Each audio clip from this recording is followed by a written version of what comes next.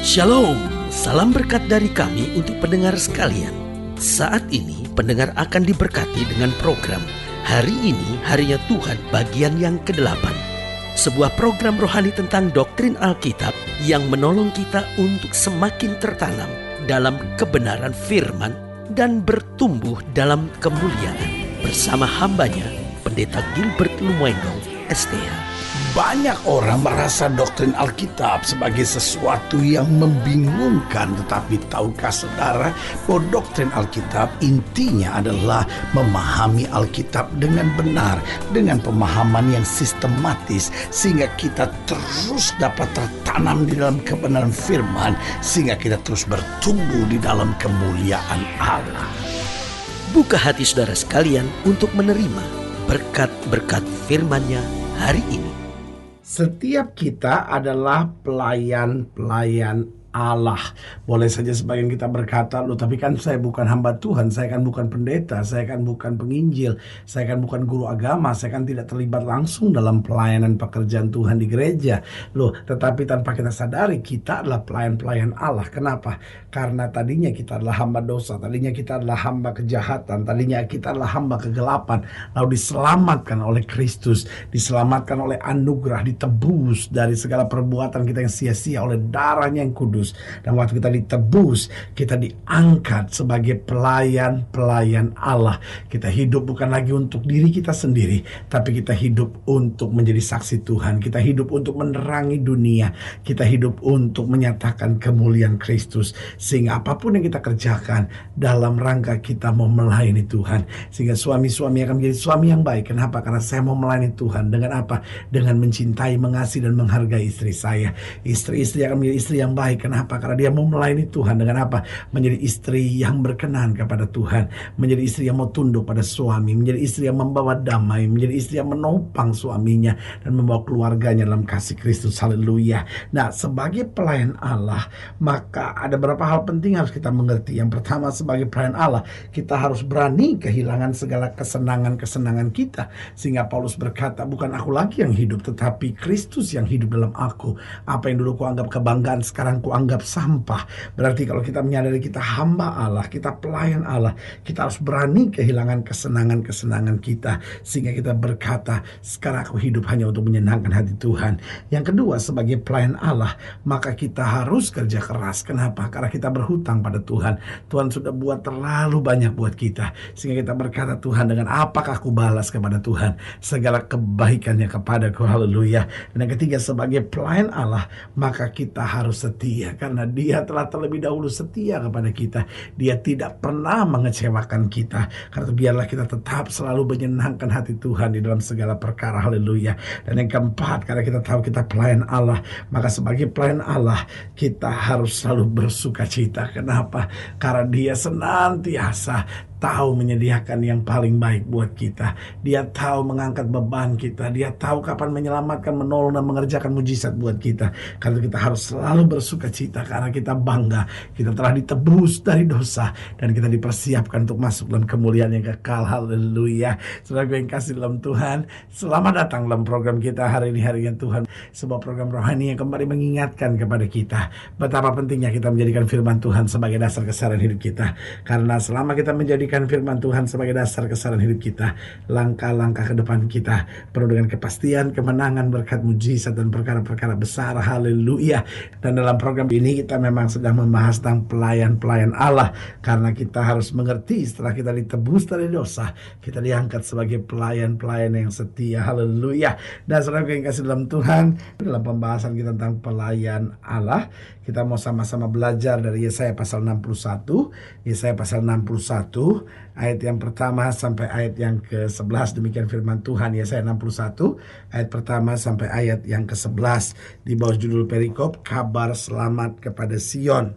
Yesaya 61 ayat 1 sampai 11.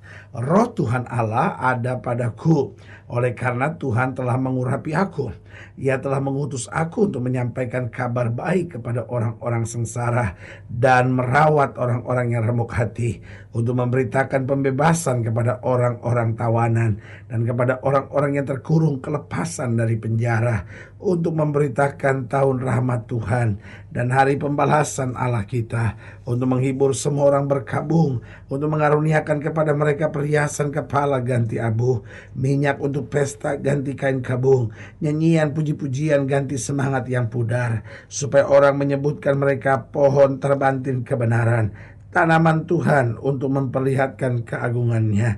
Mereka akan membangun reruntuhan yang sudah berabad-abad dan akan mendirikan kembali tempat-tempat yang sejak dahulu menjadi sunyi.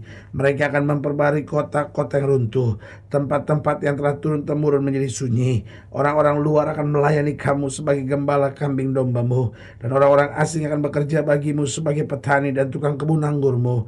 Tetapi kamu akan disebut imam Tuhan dan akan dinamai pelayan Allah kita. Kamu akan menikmati kekayaan bangsa-bangsa dan akan memegahkan diri dengan segala harta benda mereka. Sebagai ganti kamu mendapat malu 2 kali lipat, dan sebagai ganti noda dan ludah yang menjadi bagianmu, kamu akan mendapat warisan 2 kali lipat di negerimu, dan sukacita abadi akan menjadi kepunyaanmu. Sebab aku Tuhan mencintai hukum dan membenci perampasan dan kecurangan. Aku akan memberi upahmu dengan tepat dan akan mengikat perjanjian abadi dengan kamu. Keturunanmu akan terkenal di antara bangsa-bangsa, dan anak cucumu di tengah-tengah suku-suku bangsa, sehingga semua orang yang melihat mereka akan mengakui bahwa mereka adalah keturunan yang diberkati Tuhan. Aku bersukaria di dalam Tuhan, jiwaku bersorak-sorai di dalam Allahku, sebab Ia mengenakan pakaian keselamatan kepadaku dan menyelubungi aku dengan jubah kebenaran, seperti pengantin laki-laki yang mengenakan perhiasan kepala, dan seperti pengantin perempuan yang memakai perhiasannya. Sebab seperti bumi memancarkan tumbuh-tumbuhan, dan seperti kebun menumbuhkan benih yang ditaburkan, demikianlah Tuhan Allah akan menumbuhkan kebenaran dan puji-pujian di depan semua bangsa-bangsa. Ayat yang ke-6 saya mau ulangi sekali lagi dari Yesaya pasal 61. Tetapi kamu, haleluya, akan disebut imam Tuhan dan akan dinamai pelayan Allah kita. Kamu akan menikmati kekayaan bangsa-bangsa dan akan memegahkan diri dengan segala harta benda mereka. Saudaraku yang kasih dalam Tuhan, berkat yang terbesar dalam hidup kita, karena Tuhan menjadikan kita sebagai pelayan-pelayannya, dan sebagai pelayan-pelayannya Alkitab berkata, kamu akan menikmati kekayaan bangsa-bangsa dan akan memegahkan diri dengan segala harta benda mereka. Nah, saudaraku yang kasih dalam Tuhan, dengan lain kata, kalau kita mau jadi pelayan Tuhan yang benar, tidak pernah kita kekurangan mujizat, tidak pernah kita kekurangan berkat, tidak akan kita kehilangan kuasa dan sukacita yang sudah Tuhan sediakan buat kita. Nah, pertanyaannya, apa itu ciri-ciri pelayan Tuhan yang dikehendaki oleh Allah? Yang pertama, dari ayat bacaan ini saya belajar beberapa hal penting. Ciri seorang pelayan Tuhan yang pertama, harus penuh dengan Roh Allah. Karena Alkitab dengan tegas berkata, Roh Allah mengurapi aku. Berarti saudaraku yang kasih dalam Tuhan, Tuhan mau setiap kita yang melayani adalah orang-orang yang dipenuhi Roh Allah. Karena itu jelas ayat pertama berkata, Roh Tuhan Allah ada padaku, oleh karena Tuhan telah mengurapi aku. Saudaraku yang kasih dalam Tuhan, sebagai suami kau harus diurapi Tuhan, sehingga meskipun kau jauh dari istri, hidupmu tetap benar. Istri-istri kau tetap harus dipenuhi Roh Tuhan, harus diurapi Tuhan, sehingga kau tidak gampang emosi, tidak gampang cemburu, tidak gampang ngomong kata-kata yang mengecewakan dan menyakitkan. Berarti setiap kita harus penuh dengan Roh Allah. Orang-orang muda perlu penuh dengan Roh Allah, sehingga pacaran gak ngaco, hidup gak karu-karuan. Tetapi kalau kita penuh dengan Roh Allah, berarti kita dituntun di dalam kebenaran. Haleluya. Yang kedua, ciri pelayan Allah bukan hanya penuh Roh Allah, tetapi senantiasa harus menyampaikan kabar baik. Dikatakan selanjutnya apa? Ia telah mengutus aku untuk menyampaikan kabar baik pada orang-orang sengsara. Saudaraku yang kasih dalam Tuhan, dunia di mana kita hidup adalah dunia yang penuh dengan kesengsaraan. Karena itu kita harus menyampaikan kabar baik. Tahukah saudara, suami sudah kadang kala sengsara sengsara, karena berbagai beban, karena berbagai masalah yang ada dalam pekerjaannya. Istri harus menyampaikan kabar baik bagi suami. Begitupun suami-suami, ingatlah istri itu kadang-kala sengsara menghadapi semua tanggung jawab pekerjaan di rumah.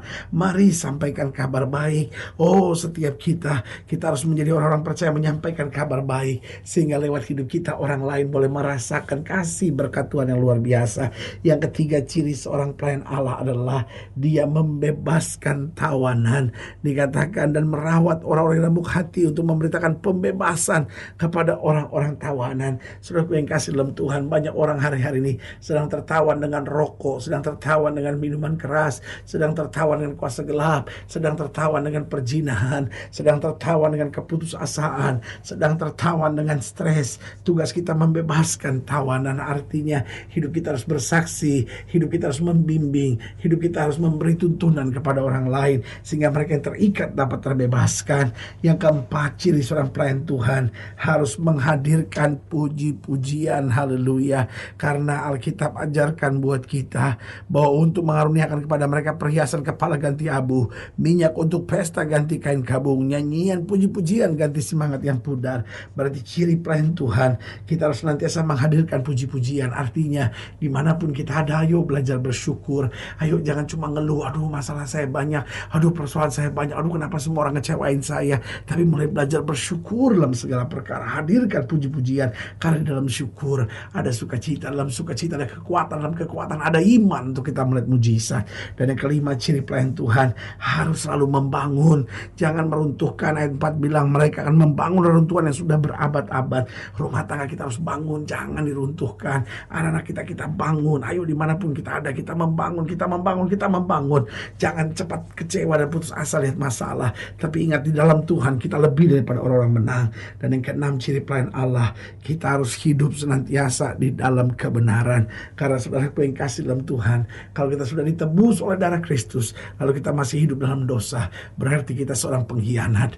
Tetapi kalau kita tahu kita sudah ditebus dari dosa, biarlah kita berkata, Tuhan aku mau hidup dalam kebenaran, dan sehingga kebenaran menyata dalam hidupku. Haleluya. Saudaraku yang kasih dalam Tuhan, jika saudara ingin dilayani lebih jauh, hubungi kami melalui telepon, hubungi kami melalui surat, kunjungi website kami, karena kami ada untuk membawa Bapak Ibu saudara senantiasa lebih dekat pada Tuhan dan mengalami kasih kuasa mujizat yang luar biasa. Haleluya. Secara khusus melalui program ini juga saya mau berdoa buat setiap saudara yang sakit, setiap saudara yang berbeban berat, karena saya percaya bahwa bagi Allah tidak ada perkara yang mustahil.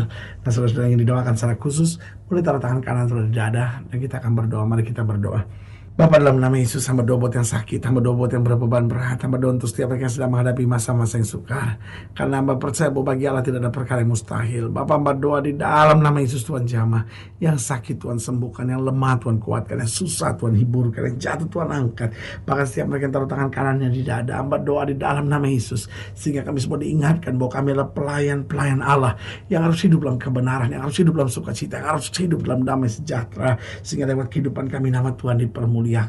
Kami tidak boleh sombong, kami tidak boleh malas, kami tidak boleh bersungut-sungut. Kami harus berani kehilangan kesenangan kami, supaya biar nama Kristus saja yang dipermuliakan. Terima kasih Bapa. Di dalam nama Yesus kami berdoa. Haleluya. Amin. Saudaraku yang dikasih dalam Tuhan, kita sudah berdoa. Ingat, tidak pernah Allah lalai menepati janjinya. Inilah saatnya buat kita untuk bangkit, bersemangat, bersukacita dalam menghadapi segala perkara. Karena kita tahu Yesus hidup dan Yesus selalu menyediakan yang terbaik buat anak-anaknya. Doa saya menyertai saudara. Sampai berjumpa pada program berikut, dan jangan lupa jadikan hari ini harinya Tuhan. Haleluya.